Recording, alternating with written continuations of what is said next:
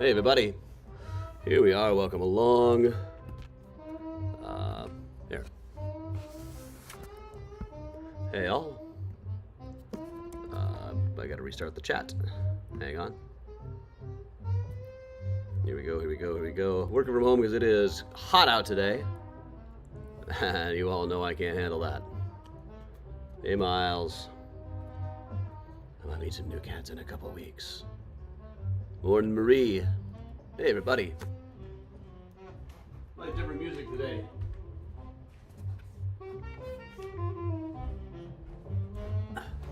Hey Luana, hey Karen.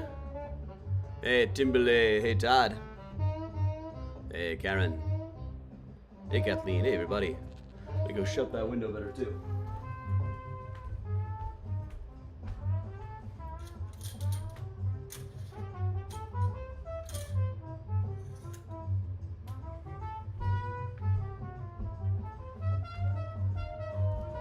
Hey Kathy, Katie, Lynn. R.I.P. to Ozzy indeed. Absolutely. I mean, the guy hosts the biggest charity concert of all time. He made $190 million at his farewell concert, then died like 2 weeks later. That is the most metal thing ever. Hey, Lisa.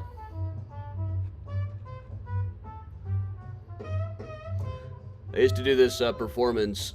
Ozzy Osbourne is performed by Hamlet. Crazy. But that's how it goes. Millions of people living as foes. Maybe it's not too late to learn how to love and forget how to hate. Mental wounds not healing, driving me insane. I'm going off the rails on a crazy train. Apt. I'm so glad they had that tribute concert when they did, you know. Hey, Julianne, hey, Belle. Hey, Bill. Sarah, no, I haven't heard much about Corn Sweat. Miles, you gonna show your fang? Show your fang for Ozzy? There you go. Malcolm Jamal Warner, too, yeah.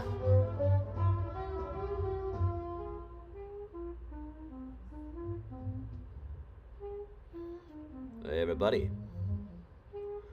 See eyes?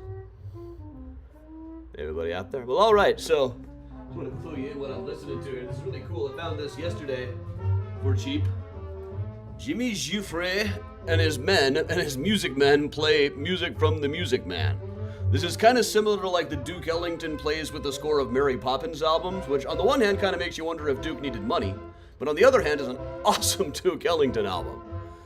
All right, good morning, everybody. No awesome 25th floor views of the Riverwalk today. New Aldi on Huron. Interesting. Well, let me go turn the music off for a little bit here. I'm just about at the end of the side anyway, so perfect.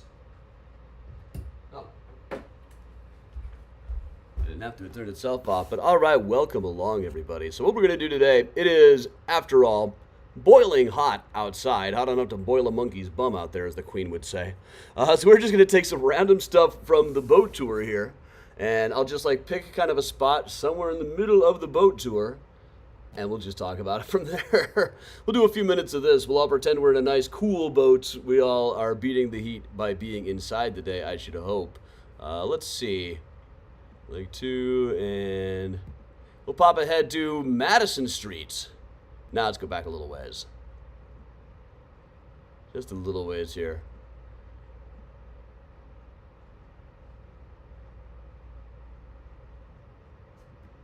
Just go from Randolph. All right, so welcome along, everybody. You know, about Ozzy, somebody was just telling me about something like auto-necromancy or something. Auto-necrology. It's the study of when people seem to know that they're going to die. I can't remember what it was called, but it's something I thought about that like ever since I was a kid. They were specifically citing Martin Luther King's final speech. Well, that's just one of many examples. Here we got the Boeing building on the river here on our virtual boat tour. We don't need to duck under that particular one. But this one is built an air rights building. The railroad tracks go right underneath this. And I've always kind of wondered, you read this a lot of places, but is it really that they had to had that much trouble that they had like steel trusses on top to hold the building up. But there's not as much room for pillars down below to hold it up as there would normally be. But of course, from this angle, you can't really see the trusses. You just see that the building is definitely very much boot shaped. Now the poop bridge is back behind us in this. We will under Washington Boulevard, the loudest of all bridges we go under, not named for George Washington as many suppose. It is actually named for Frederick Boom Boom Washington of the Sweat Hogs. Hi there. And hi there to the Daily News building by Holabird and Root, the rock stars of Art Deco in Chicago. This is sometimes likened to a cubist version of the Sphinx. The Daily News lasted until the 1970s when Ted and Marshall Field V decided to sell off the newspapers to go make movies. Revenge of the Nerds being the first one. Very important movie to my generation, I often say, but it does not hold up on any conceivable level. But welcome along, everybody. Yeah, this thing is on. We are moving along, cruising through a little bit of an architectural boat tour at much lower prices than the next leading brand. Underneath Madison Street at the Opera House, which was over on the left there, Samuel Insull's creation. Now, it's always referred to on boat tours that they called that building Insull's Throne because it's shaped like a throne. Really, the building they called Insull's Throne in the papers back then was the old Edison building, which is down by Federal Plaza. That was where his main offices were. But here we got Riverview, Gateway 1 and Gateway 2 by Perkins and Will Architects.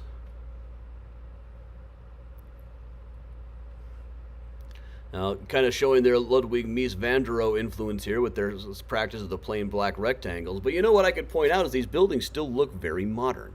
They're 60 years old. It's very unusual for a building this old to still look this modern, you know. But hey, Grandma Bell. We will duck under the Monroe Street Bridge. We just did Madison and Monroe. So Madison, Monroe. Then down beyond, you can see Gateway 3, in which you see Skidmore, Borings, and Merrill start to move beyond plain black rectangles and trying a white rectangle instead, which at the time was really quite a step forward in the age of Bauhaus modernism. Still not necessarily architecturally inspiring, but also doesn't necessarily look particularly dated. It kind of can't. There's nothing to age. Welcome along, everybody. Beach lunch with Cousin Annie. All right. Now, one thing I don't talk about too much is the bridge tender houses. They were generally occupied by bridge tenders who were kind of famously easy to bribe in those days. Often they have 4 of them, even though only one was ever occupied. They just have 4 of them just like for symmetry. And I love the description the Tribune gave when this little one was open, like a small black box heavily strapped with steel cables that were holding in something volatile, something that had to be contained or else it would explode. Isn't that right, Miles? Isn't that what they called it? It sounds like something out of a Humphrey Bogart movie or something, or like from Kiss Me Deadly, The Great What's It.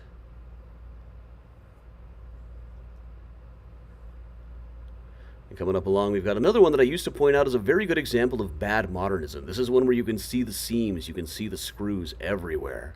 It used to have just a plain beige slab over the elevator shaft, like putty-colored slab. The Chicago Reader called it conspicuously dull. And blocking our view of Perkins and Will, Cone Peterson and Fox's 311 South Wacker. This lovely view of the underside of the bridge. But now they've added this design element with a map of the Chicago River, including a red dot where we are right now is the "You Are Here" portion,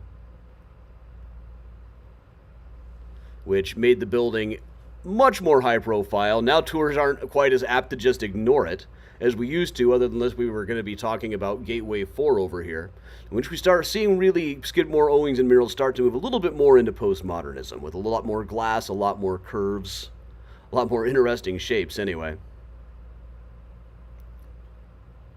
Then coming along to the old post office, which has now been really fixed up since I last filmed this.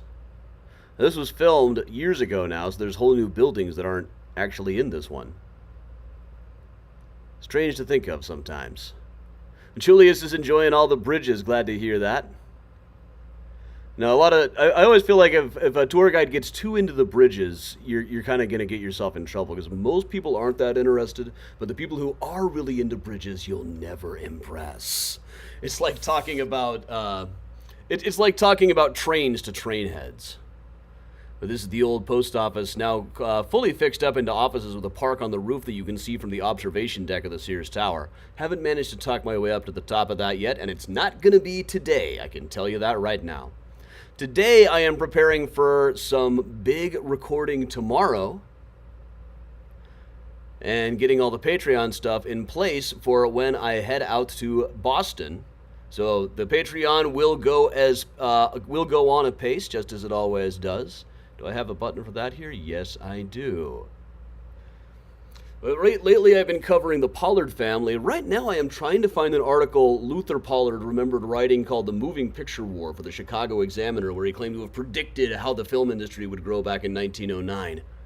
I'm looking really hard, but I can't find it. I found one thing that's kind of close to it, but not exactly.